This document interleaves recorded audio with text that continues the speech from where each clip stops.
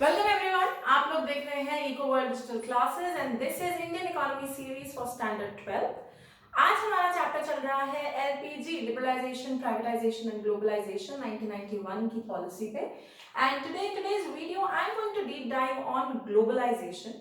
हम ग्लोबलाइजेशन क्या है, इसके चलते जो टर्म्स थी जैसे आउटसोर्सिंग, WTO, उसका इम्पैक्ट पिछली वीडियोस में कर चुके हैं डिटेल में। Today I want to talk about कि ग्लोबलाइजेशन में एक्चुअली इंडिया ने किया क्या, how did it get globalisation come into, how was it that globalisation came to our country, क्या किया हम लोगों ने to integrate our economy with the world economies. Okay, so let's quickly go deep dive into it क्योंकि topics है समझने वाले यहाँ पे। फर्स्ट वन, कैसे ग्लोबलाइजेशन की? पहला, इक्विटी लिमिट ऑफ इन्वेस्टमेंट बढ़ा दी फॉरेन कंपनीज की।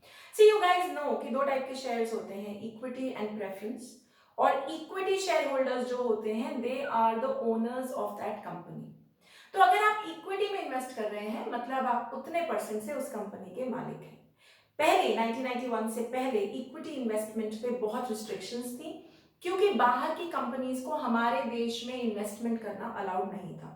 बट ग्लोबलाइजेशन के चलते जब हमको लोन लेना पड़ा और एलपीजी पॉलिसी इंट्रोड्यूस करनी पड़ी, and don't forget I have told you that because हमें जो लोन मिला था वो टाइड लोन था और जो पॉलिसीज हमें लानी पड़ी वो under the guidance of world bank लानी पड़ी। तो उनमें से एक थी कि भाई तुम इक्विटी इन्वेस्टमेंट बढ़ाओ, यानी तुम अपनी कंपनीज में बाहर की कंपनीज को इन्वेस्ट करने दो। FII अलाउ करो which is foreign institution investors, FDI भी अलाउ करो which is foreign direct investment. और फंडा क्या था कि इक्विटी इन्वेस्टमेंट की लिमिट बहुत कम होती थी पहले, मतलब पहले जब शुरू हुई 91 में तो अराउंड 40%, 47% के आसपास की इक्विटी लिमिट रखी गई थी कि चलो इतना तुम लगा लो क्योंकि उससे तुम ओनर नहीं बनोगे, राइट। लेकिन हाल फिलहाल में ऐसा हुआ है that the equity limit has been raised from 51 to 100% also. ऐसे कई सेक्टर्स हैं हमारी इकोनॉमी में आज की डेट में जहां 100% FDI अलाउड है, टोटल 100%, यानी कोई भी बाहर का कंपनी यहाँ आके अपना काम सेटअप कर सकती है एब्सोल्यूट ओनरशिप के साथ, ये हो सकता है। तो ग्लोबलाइजेशन की शुरुआत यहीं से की, इक्विटी इन्वेस्टमेंट का लिमिट बढ़ा दिया ताकि बाहर की कंपनीज हमारी कंपनीज में पैसा लगा सके and we have a lot of money that comes in. और FDI से क्या होता है, फॉरेन डायरेक्ट इन्वेस्टमेंट से पैसा आता है, इन्वेस्टमेंट्स होती हैं, कंपनीज बढ़ती हैं, एम्प्लॉयमेंट अपॉर्चुनिटीज बढ़ती हैं। तो देश को उस समय पे बूस्ट चाहिए था because we didn't have a lot of money in our hands, so we required all of it, तो ये अलाउ कर दिया गया। एक और चेंज यहाँ पे किया गया, फॉरेन एक्सचेंज मैनेजमेंट एक्ट, पहले होता था foreign exchange regulation act, FERA. Now in place of that we have an act which is FEMA, foreign exchange management act, जिसका काम है एक्सपोर्ट इंपोर्ट, FDI, FII, इन सब की मैनेजमेंट करना, इंश्योर करना कि ये सही तरीके से हो रहा है, कोई अनफेयर ट्रेड प्रैक्टिसेस, कोई एक्सप्लॉइटेशन तो नहीं हो रही। That is the work of this particular act, ठीक है। तो ग्लोबलाइजेशन में पहला स्टेप, इक्विटी लिमिट बढ़ा दो, correct. Okay, second, long term trade policy introduce की। Now what is long term trade policy? देखो, जब आपने किसी के साथ लंबे समय तक बिजनेस करना होता है तो आप इस बात को दिमाग में रखते हुए कि आपने लंबे समय तक बिजनेस करना है अपनी टर्म्स एंड कंडीशंस बनाते हैं, है ना। तो आप ऐसी टर्म्स एंड कंडीशंस नहीं बनाएंगे जो किसी भी पार्टी के लिए डेट्रीमेंटल या खराब है, जिससे आपके बिजनेस रिलेशनशिप्स खराब होते हो, जिससे आपका 15, 20, 30 साल तक बिजनेस करने का स्कोप खत्म होता हो। So that is why what India started doing was that they went on to create policies which were long term and encouraged open competition, liberal थी, restrictions कम हो गई और जो competition को allow कर, पहले क्या था, remember डोमेस्टिक जो कंपनीज थी उन्हें कंपटीशन से दूर रखा जाता था, उन्हें प्रोटेक्शन थी, यहाँ तक कि वो जो चीजें बनाती थी वो कोई और नहीं बना सकता था। All of that was removed, discouraged, liberal trade policy बनाई गई और ऐसी बनाई गई जिससे इंडिया का बाहर की कंट्रीज के साथ ट्रेड आसानी से हो सके और लंबे समय तक चलता रहे। इसीलिए terms and conditions were such which were beneficial for both the side of the party, both the parties, okay, both the sides, right. तो ये एक बदलाव आया गया। पहले पॉलिसीज बहुत ही इंडिया सेंट्रिक होती थी because we didn't want to go of let go of our self reliance कि भाई अगर सब कुछ ही बाहर के लोग कर लेंगे तो हमारे पास क्या बचेगा। तो उस एटीट्यूड को, उस थॉट प्रोसेस को 91 के बाद बदला गया। ट्रेड को, एफडीआई को आने दिया गया, लिबरल बनाया गया. So that was second way how globalisation was done. Okay, पहले मैं फोर्थ एंड फिफ्थ करवा लेती हूँ. I have to talk in detail about partial convertibility, मैं बात करूंगी. पहले फोर्थ कर लेते हैं. पांचवा काम किया, टैक्सेस, इंपोर्ट ड्यूटीज, टैरिफ्स को कम किया. ये हम पहले भी डिस्कस कर चुके हैं. देखो, ग्लोबलाइजेशन का मतलब एक्सपोर्ट इंपोर्ट का बढ़ना, एफडीआई यानी बाहर की कंपनी यहाँ कंपनी सेटअप कर सके, या बाहर की कंपनी यहाँ कंपनीज में पैसा लगा सके, वो एनकरेज किया गया. एफआईआईज को एनकरेज किया गया, which is foreign institution investors, मतलब बाहर के लोग हमारे स्टॉक मार्केट्स में पैसा लगा सकें. Coca Cola can also trade in Indian stock exchange. This was FII. तो ये सब कुछ इज पार्ट ऑफ ग्लोबलाइजेशन. आप जो बड़े बड़े ब्रांड्स यहाँ देखते हैं, इट्स पार्ट ऑफ ग्लोबलाइजेशन. वो यहाँ तक कैसे पहुंचे? बिकॉज इंपोर्ट ड्यूटीज कम की गई, सारे टैरिफ्स हटाए गए, सारे टैक्सेस कम किए गए, ताकि उनको भी यहाँ आना प्रॉफिटेबल लगे, ल्यूक्रेटिव लगे. वरना कई companies, I don't know if you know this, a few years back Vodafone, which was initially Hutchison SR था ये पहले, then it became Vodafone.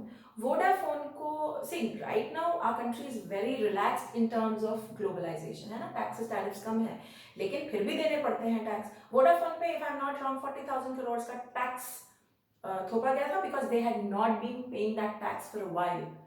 तो कंपनीज जब इंडिया में आती हैं, अगर उन्हें पहले ही टैक्सेस हाई दिखेंगे, then it's not a good business environment. यार इतना टैक्स कौन भरेगा, हम इतना प्रॉफिट देंगे, उसमें से 90% टैक्स देंगे, तो हमारे लिए क्या बचेगा?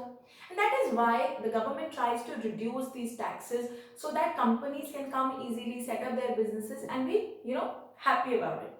खैर, वोडाफोन का केस अलग था, उन्होंने टैक्स नहीं पे किया था जो बनता था, and that is why they were levied with that tax. का छापा पड़ गया उनके ऊपर कि भाई पहले हमारा टैक्स भरो. तो ग्लोबलाइजेशन करने में इन्होंने ये किया.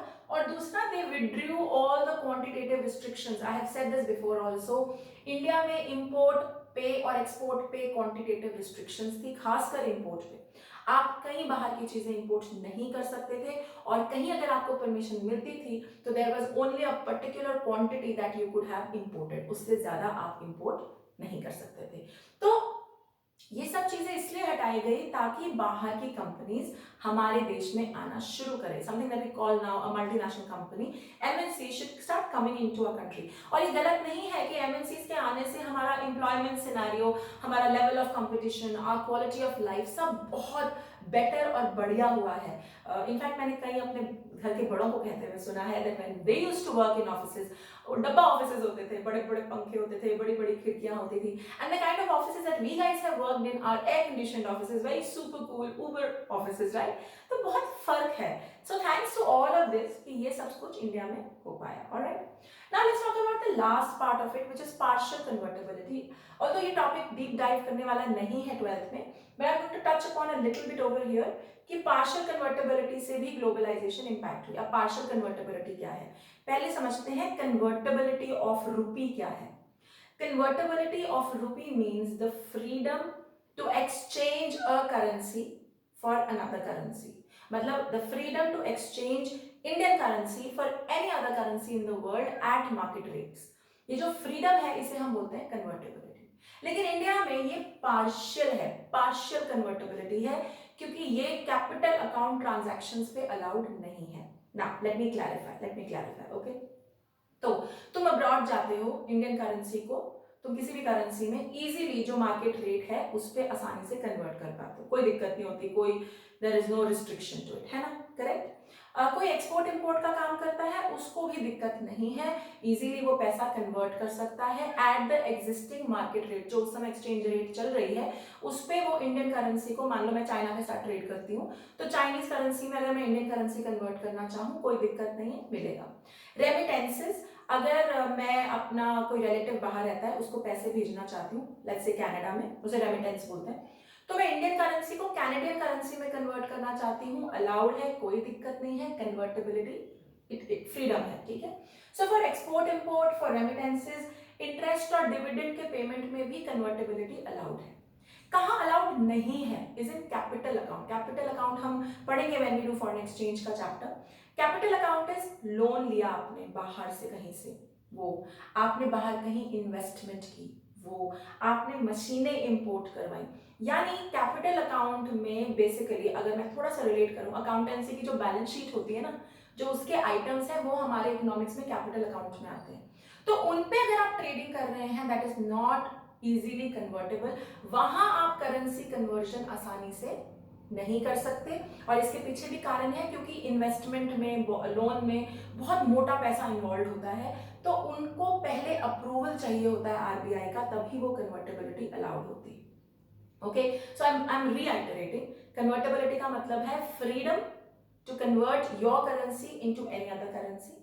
इंडिया में कन्वर्टेबिलिटी है और कन्वर्टेबिलिटी लाई गई ताकि हमारे एक्सपोर्ट इंपोर्ट बढ़े, बाहर की कंपनीज जो यहाँ आ रही हैं इंटरेस्ट डिविडेंड दे रही हैं, दिक्कत ना हो उसमें, आसान रहे सब कुछ, इसीलिए ये कन्वर्टेबिलिटी अलाउ कर दी।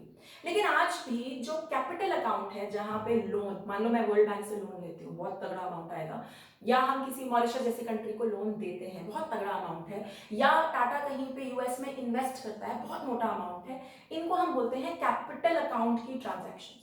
वहां फुल कन्वर्टेबिलिटी अलाउड नहीं है। यानी ये नहीं है कि टाटा चाहता है कि मैं 1500 करोड़ बाहर लगाऊं और वो बस बिना किसी दिक्कत के मार्केट रेट पे उसे कन्वर्ट करके वहां लगा दे, can not happen. He will have to seek, मतलब the company will have to seek approval from the RBI, and that is why this term is partial convertibility.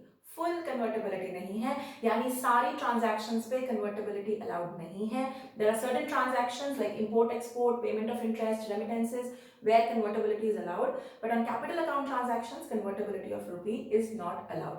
Convertibility से आसानी होती है ट्रेड में, बिजनेस सेटअप करने में, इसीलिए thanks to convertibility partially सही हमारे यहाँ बहुत सारे बिजनेसेस आए हैं, क्योंकि उनको कोई टेंशन नहीं है कि कल को उनको पैसा उनकी करेंसी में नहीं मिलेगा। अभी क्लियर? तो ग्लोबलाइजेशन कैसे करी? इक्विटी इन्वेस्टमेंट बढ़ा दी, trade policy long term mutually beneficial बना दी, पार्शियल कन्वर्टेबिलिटी ले आए, टैरिफ टैक्सेस कम किए एंड रिस्ट्रिक्शंस, क्वांटिटेटिव रिस्ट्रिक्शंस भी हटा दी। ओके, इस तरीके से इंडिया में ग्लोबलाइजेशन आई। I hope now you are clear with the concept. And अभी हम अगले वीडियोस में, so we are now we are done with LPG, हमने लिबरलाइजेशन कर ली, प्राइवेटाइजेशन कर ली, ग्लोबलाइजेशन खत्म कर ली।